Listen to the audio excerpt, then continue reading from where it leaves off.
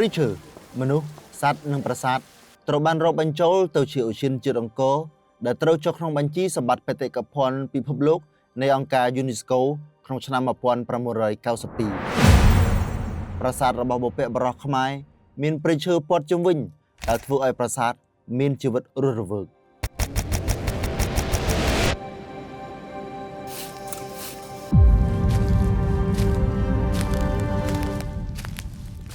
ព្រៃឈើជុំវិញប្រាសាទជាអ្នកការពារដ៏ស្ម័គ្រស្មោះចំពោះថ្មប្រាសាទដែលជាដួងព្រលឹងរបស់ខ្មែរគ្រប់ជំនាន់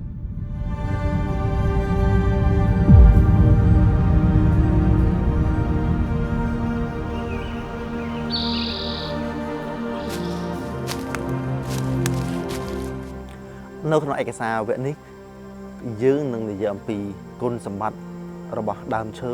ចំពោះរមណីយដ្ឋានអង្គរតែម្ដងកន្លងមកយើងបាននិយាយច្រើនហើយអំពីប្រាសាទអំពីទឹកអំពីរឿងរ៉ាវផ្សេងរបស់ព្រះមហាក្សត្រនៅក្នុងវគ្គមួយនេះយើងនិយាយអំពីដើមឈើតើដើមឈើសំខាន់យ៉ាងណាចំពោះប្រាសាទយើងនឹងជម្រាបជូនប្រិយមិត្តដូចតទៅ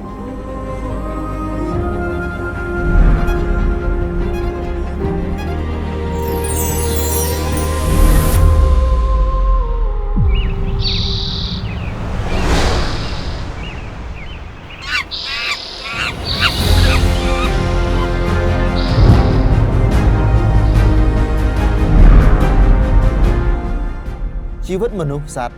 មិនអាចកាត់ផ្តាច់ពីព្រៃឈើធម្មជាតិបាននោះទេពិសេសជាងនេះថ្មប្រាសាទក៏ត្រូវការព្រៃឈើដើម្បីទប់កម្ដៅនិងធ្វើឲ្យថ្មបន្តមានសុខភាពល្អបើនិយាយឲ្យចំព្រៃឈើតំបន់អង្គរជួយរក្សាសំណើមនិងជួយការពារថ្មប្រាសាទព្រៃឈើដ៏ក្រាស់ជួយទប់ទល់ខ្យល់កន្ត្រាក់មិនឲ្យប៉ះពាល់ដល់ប្រាង្គប្រាសាទ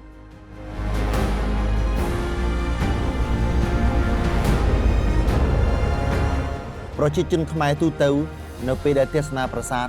ប្រហែលមិនបានចាប់អារម្មណ៍ខ្លាំងនោះទេចំពោះដើមឈើនៅរមណីយដ្ឋានអង្គរដើមឈើនេះមិនមែនមួយដើមឬ1000ដើមនោះទេប៉ុន្តែដើមឈើទាំងនេះ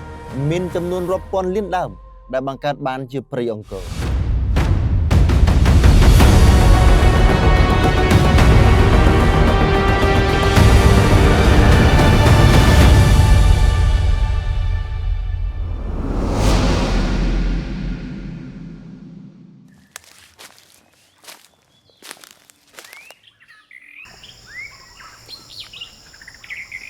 ដើមឈើកាលណាមានដើមឈើមានសត្វអានឹងលក្ខណៈពិសេសមួយដ៏អស្ចារ្យបំផុតតោះ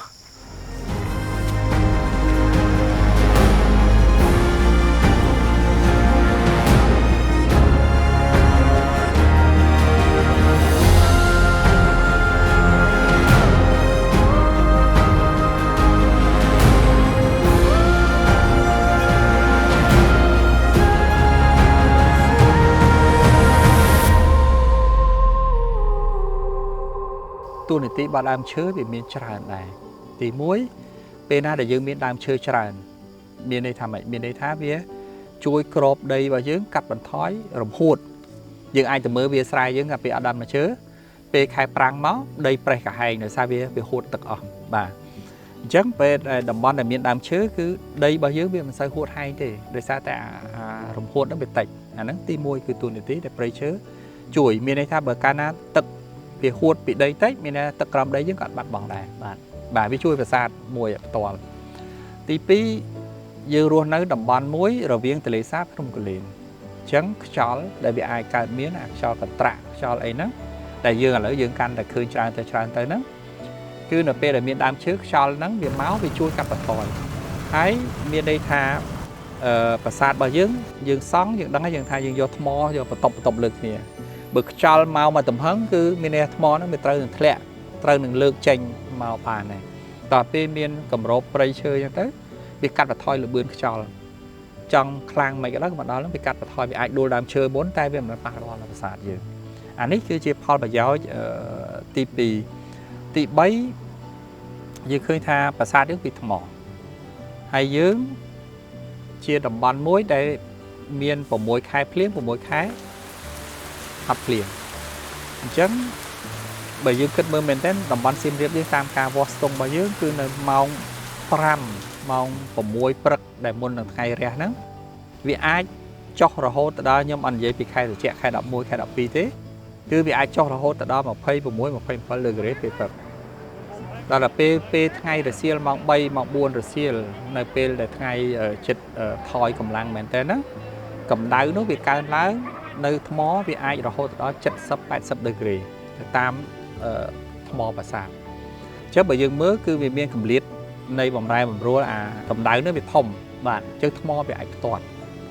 เบอร์สั้นจีขนมการในเดี๋ยวยังดำเชื่อจุ่มเป็นชานเตอดำเชื่อนั่นก็ไปช่วยบ่มพี่กับในขนมอากาศวิธีเอาในขนมอากาศตุกใบสีใสตอนอภิบในข้างกลางเบียการล้างก็บรรทัดสำน้ำนั่นไปช่วยเอาใส่ตอนอภิบแต่แต่ปากหนึ่งทมอนั่นไปกัดปะถอยเจอมีในทมอเยอะเบียสัมผัสอภิบได้วิอัศรีรวมครั้งไปนี่คือเชื้อพอไปย้อยรุกเชื้อมาเยอะติใบ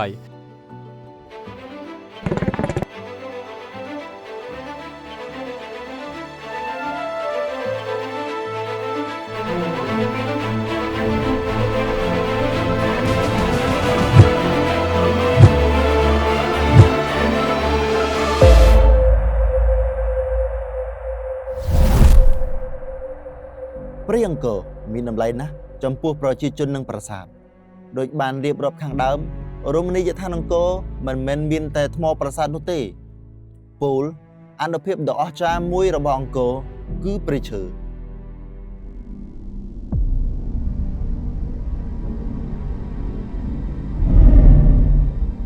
ตรงนี้เหรอดาวทั่วบอร์เตมอกไปกรุบจงในพิภพโลกกอดโซซานังสลันจบจัดจำพวกรวมนี้จะท่านังโกปริเชอบ้านรูมันโจลนี่จะมวยประสาทนึ่งสะกุมนุษย์รอคลายเจียอัตสัญญาณกำนัดสมควรในรูนี้จะท่านองโก Vous avez les arbres, la forêt. នៅតំបន់អង្គរគឺមានព្រៃឈើដោយលោកអ្នកបានដឹងហើយព្រៃឈើនៅតំបន់អង្គរគឺមិនមែនព្រៃឈើដកដូចព្រៃឈើទូទៅនោះទេតែវាគឺជាព្រៃឈើប្រវត្តិសាស្ត្រនិងជាព្រៃឈើស័ក្តិសិទ្ធិ Donc c'est très important les arbres, pas pour faire joli. ព្រៃឈើនៅទីនេះគឺសំខាន់ណាស់មិនមែនគ្រាន់តែជាសួនកើតឡើងដើម្បីបង្ហាញសម្ផស្សប៉ុណ្ណោះទេតែវាគឺជាផ្នែកមួយនៃបេតិកភណ្ឌអង្គរ លោកសាស្ត្រាចារ្យបេតិកភណ្ឌ Ashedin Beshaut ដែលបានធ្វើការក្នុងនាមជាអ្នកជំនាញបេតិកភណ្ឌជាង30ឆ្នាំមកហើយនោះបានកោតសរសើរបុព្វបុរសខ្មែរដែលបានសាងសង់ប្រាសាទជាច្រើនរយពាន់ទុកជាទ្រព្យសម្បត្តិមរតកឲ្យកូនខ្មែរគ្រប់ជំនាន់ជាពិសេសប្រាង្គប្រាសាទនានានៅតំបន់អង្គរ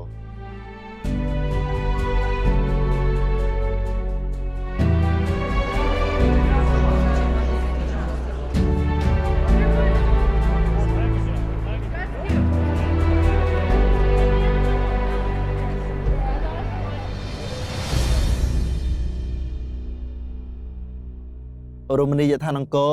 មានលក្ខណៈពិសេសចម្រុះល្អណាស់មានទាំងប្រាសាទទឹកនិងព្រៃឈើនៅក្នុងថ្មប្រាសាទទៀតសោត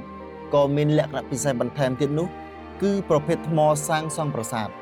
ថ្មទាំងនោះមានដូចជាថ្មភក់ថ្មបាយក្រៀមនិងឥដ្ឋលោក Ashedin Beshaut បញ្ជាក់បន្ថែមទៀតថាសូម្បីតែនៅក្នុងសំណង់ថ្មក៏មានលក្ខណៈពិសេសនិងចម្រុះដែរ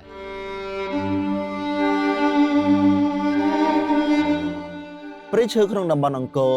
មានដើមឈើជាង 200 ប្រភេទព្រៃឈើទាំងនោះដុះរាយប៉ាយនៅគ្រប់ទិសទីដែលបង្កើតបានជាទេសភាពបៃតងដ៏ស្រស់ត្រកាលខ្ញុំមានចម្ងល់ជាច្រើនដែលត្រូវការអ្នកជំនាញមកបកស្រាយបន្ថែមខ្ញុំបានណាត់ជួបលោកជូរ៉ាឌីណាអនុប្រធាននាយកដ្ឋានគ្រប់គ្រងព្រៃឈើទេសភាពវប្បធម៌និងបរិស្ថាននៃអាជ្ញាធរជាតិអប្សរានៅសួនរុក្ខជាតិអង្គរ លោកឌីណាបាននាំខ្ញុំដើរតាមផ្លូវមួយដែលបង្កើតឡើងដោយអាជ្ញាធរជាតិអប្សរាដើម្បីឲ្យទេសចរដើរពីសួនរុក្ខជាតិអង្គរទៅដល់កសិនទឹកប្រាសាទអង្គរវត្ត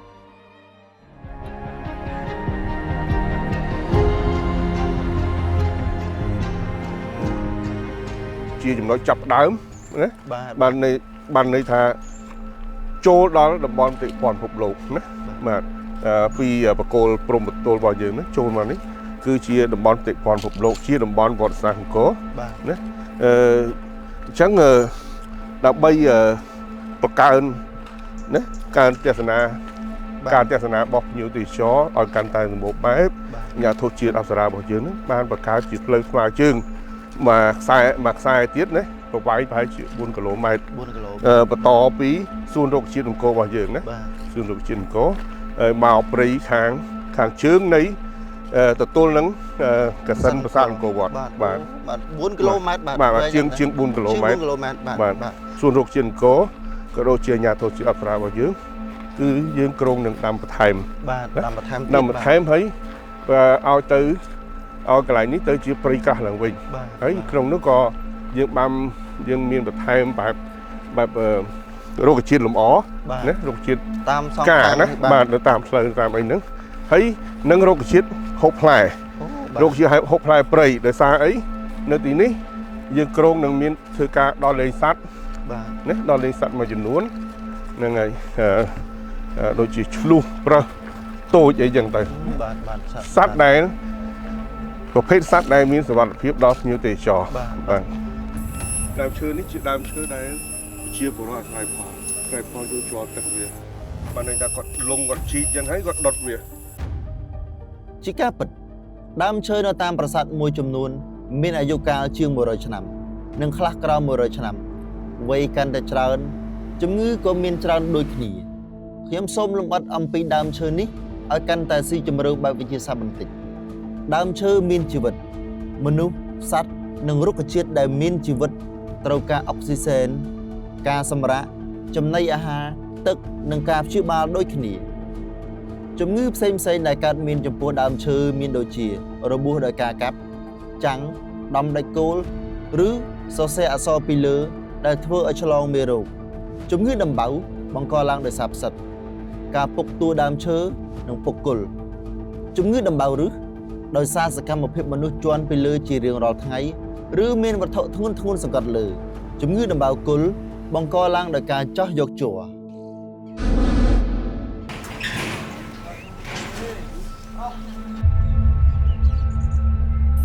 យើងបានកាត់ផ្នែកពុកណាផ្នែកពុកដើមឈើហ្នឹងមានមែកមួយពុកយើងបានកាត់ផ្នែកពុកហ្នឹងចេញណាយើងព្យាបាលវាណាយើងព្យាបាលវាតាមរយៈការលាបជ័រទឹកលាបដីលាបអីដើម្បីកុំឲ្យទឹកភ្លៀងទឹកអីហ្នឹងទៅនៅក្នុងហ្នឹងធ្វើឲ្យដើមកាន់តែពុកទៀតណាអញ្ចឹងយើងបានកាត់បន្ថយហើយយើងបានបំពន់ឫសណាយើងប្រើជីធម្មជាតិរបស់យើងជីកប៉ុសជីអីយើងហ្នឹងទៅបំពន់ឫសណាបំពន់ឫសហើយព្យាបាលឫសព្យាបាលអីកន្លែងណាដែលមានជំងឺមានអីហ្នឹងយើងធ្វើការសម្អាតហើយព្យាបាលវាហើយយើងបំពន់ឫសកន្លងមកយើងបានធ្វើដើមស្ពងមួយហ្នឹង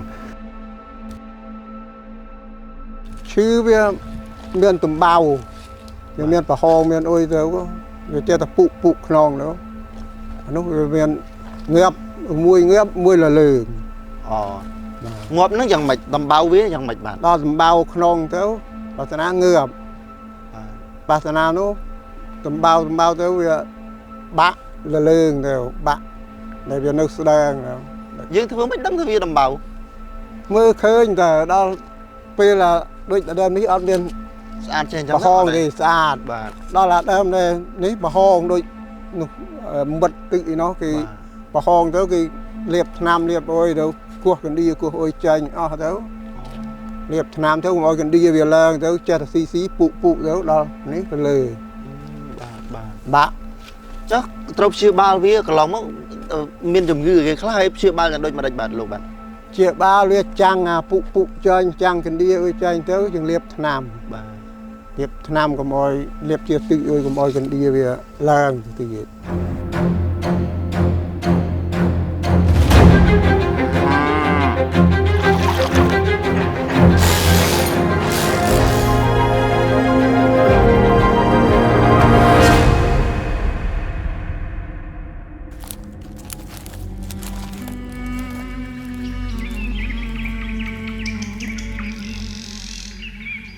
នៅពេលដែលនិយាយអំពីព្រៃឈើចំពោះប្រាសាទដើមឈើរាប់លានដើមទាំងនោះមានទាំងផលល្អដ៏ច្រើននិងគុណវិបត្តិភាពមិនល្អរបស់ព្រៃឈើចំពោះប្រាសាទគឺនៅពេលដែលខ្មែរចុះខ្សោយនិងបដូររាជធានីចេញពីតំបន់អង្គរប្រាង្គប្រាសាទរបស់បុព្វបុរសមិនមានអ្នកថែរក្សាគ្រប់គ្រាន់នោះឡើយដើមឈើធំបានដុះចាក់ឫសចូលក្នុងក្រហែងថ្ម និងឥដ្ឋញែកហែករចនាសម្ព័ន្ធសំណង់របស់ប្រាសាទឆ្លងកាត់ពេលវេលាច្រើនឆ្នាំរហូតដល់ស្រុកទេសមានសង្គ្រាមផងនោះការថែរក្សាប្រាសាទក៏កាន់តែមានតិចជាងមុនហេតុនេះហើយរុក្ខជាតិតូចធំបានដុះព័ទ្ធពេលលើថ្មប្រាសាទដែលនាំឲ្យមានការបែកបាក់ច្រើនទោះជាយ៉ាងណាក៏ដោយជាច្រើនចំនួនមកហើយប្រជាជនខ្មែរតែងតែគោរពចំពោះព្រៃឈើប្រជាជនខ្មែរភាគច្រើនជឿថាព្រៃឈើមានអ្នកថែរក្សាចាស់បុរាណតែងតែបួងសួងសុំសេចក្តីសុខនិងការអនុញ្ញាតពីអ្នកថែរក្សាការពីនៅតាមព្រៃភ្នំមុននឹងឡើងដើមឈើធំដើម្បីបេះផ្លែឈើឬសាងសង់អ្វីថ្មីនៅកន្លែងនោះការធ្វើបែបនេះមិនមានអ្វីមកបញ្ជាក់តាមបែបវិទ្យាសាស្ត្រនោះទេប៉ុន្តែជំនឿចំពោះព្រៃឈើតែងតែមានតាំងពីបុរាណកាលមករហូតមកដល់បច្ចុប្បន្ននេះអ្នកស្រុកអង្គរតែងតែចាត់ទុកថាព្រៃឈើមានព្រលឹងខ្ញុំបានសាកសួរអ្នកភូមិដែលអាស្រ័យផលនឹងព្រៃឈើថាតើពួកគាត់មានជំនឿចំពោះព្រៃឈើឬទេខ្ញុំបានទទួលចម្លើយស្រដៀងគ្នាពួកគាត់សុទ្ធតែបួងសួងសុំម្ចាស់ដើមឈើមុននឹងឡើងបេះខ្ញុំសូមលើកយកបទពិសោធន៍របស់លោកប្រុកហុនដោយសារលោកជាចាស់ទុំមួយរូបដែលបានចូលព្រៃចាប់តាំងពីវ័យ13ឆ្នាំមក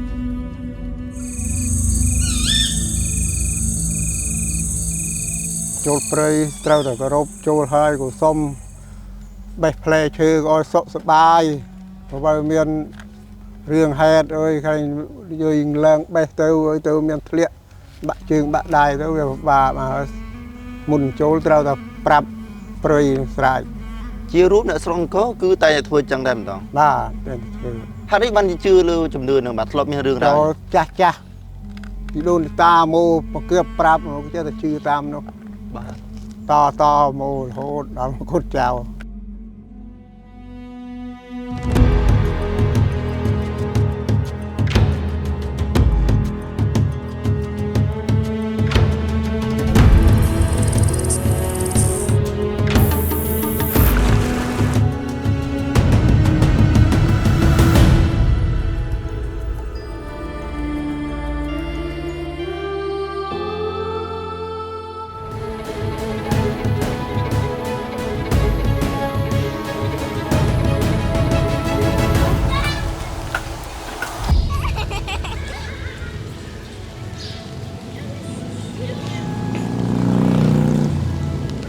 អ្នកស្រុកអង្គរមានជំនឿលើព្រៃឈើ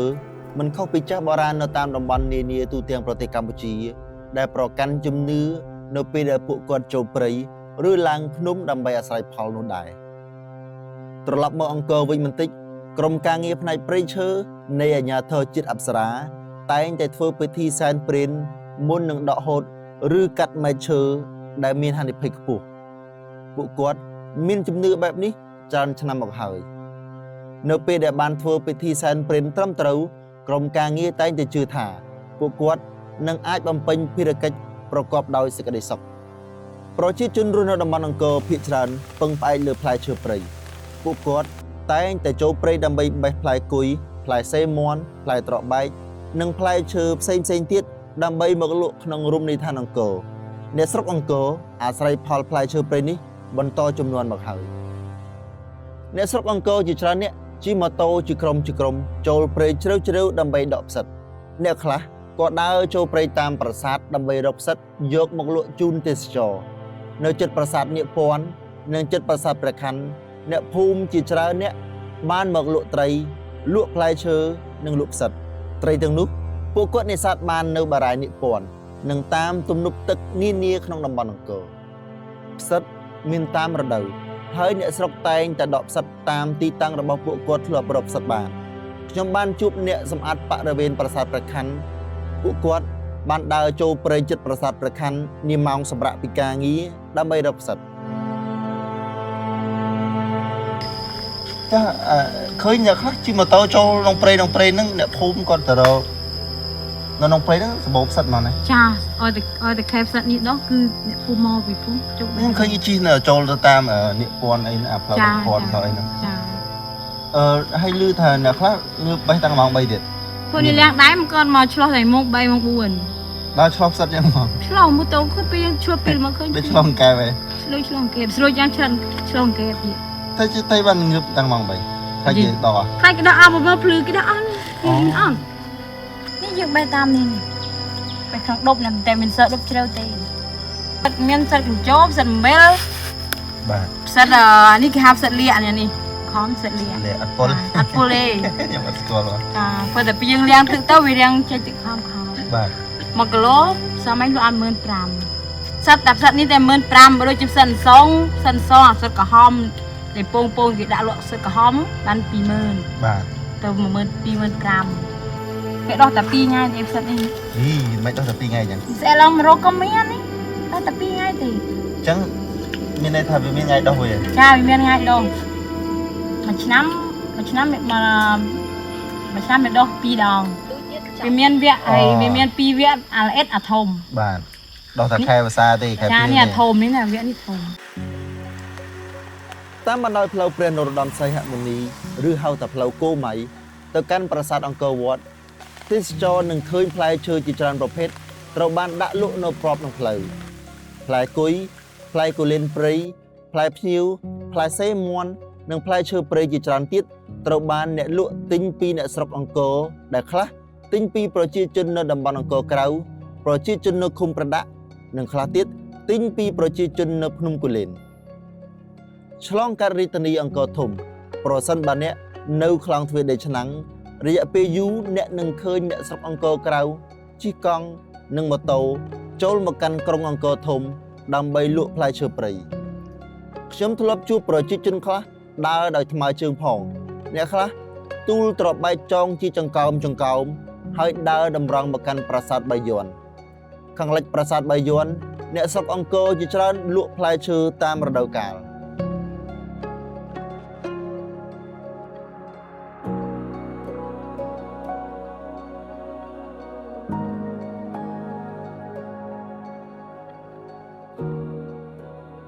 ផ្លែឈើព្រៃមិនចេះខ្វះទេនៅដងផ្លូវក្នុងរមណីយដ្ឋានអង្គរអ្នកស្រុកអង្គរបន្តចំនួនតែងតែពឹងផ្អែកលើអនុផលព្រៃឈើមានអត្ថន័យជ្រៅណាស់ចំពោះអ្នកស្រុកអង្គរលើសពីនេះអ្នកស្រុកអង្គរចាត់ទុកព្រៃឈើជាលុយតាមរយៈការលក់ផ្លែឈើព្រៃដល់ទេសចរមកពីគ្រប់ទិសទីនារដូវផ្លែឈើព្រៃសម្បូរអ្នកស្រុកអង្គរចូលព្រៃជ្រៅដើម្បីបេះផ្លែឈើព្រៃ ជាប្រភពចំណូលដ៏សំខាន់របស់អ្នកស្រុកអង្គរអ្នកស្រុកអង្គរក៏បារម្ភបាត់បង់ប្រភពលុយដ៏សំខាន់របស់ពួកគាត់ផងដែរការបាត់បង់នេះសំដៅលើការលួចកាប់ឈើព្រៃខុសច្បាប់ក្នុងតំបន់អង្គរអាជ្ញាធរជាតិអប្សរាប្រឹងប្រែងយាមល្បាតដើម្បីការពារការលួចកាប់ឈើខុសច្បាប់ប៉ុន្តែក្នុងរយៈពេលជាយូរម្ដងជនខិលខូចលួចកាប់ឈើខុសច្បាប់ក្នុងតំបន់អង្គរ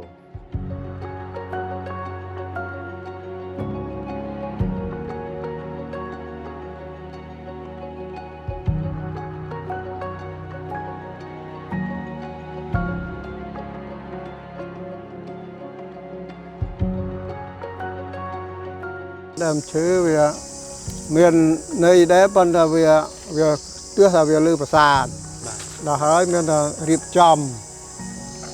កុំឲ្យប្រាសាទវាខូចបើដូចអានៅក្រៅចេះអត់ឲ្យមានប៉ះពាល់ទេយើងការពារកុំឲ្យមានគេកាប់ការអីវាជាតែធំហើយគួយអុយឡើងទៅគូផ្លែទៅយើងបានបេះហូបអុយបាទ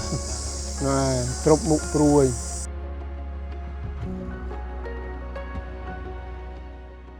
ព្រៃឈើគឺជាលុយសម្រាប់ប្រជាជនក្នុងតំបន់អង្គរប៉ុន្តែតម្លៃជាសកលព្រៃឈើគឺជាសម្បត្តិបេតិកភណ្ឌពិភពលោកផងដែរដែលអង្គការ UNESCO បានចុះបញ្ជីជាមួយរមណីយដ្ឋានអង្គរព្រៃឈើគឺជារតនសម្បត្តិដ៏មានតម្លៃរបស់កម្ពុជានិយាយជារួមនិងជារនាំងការពីប្រាសាទនិយាយដោយឡែក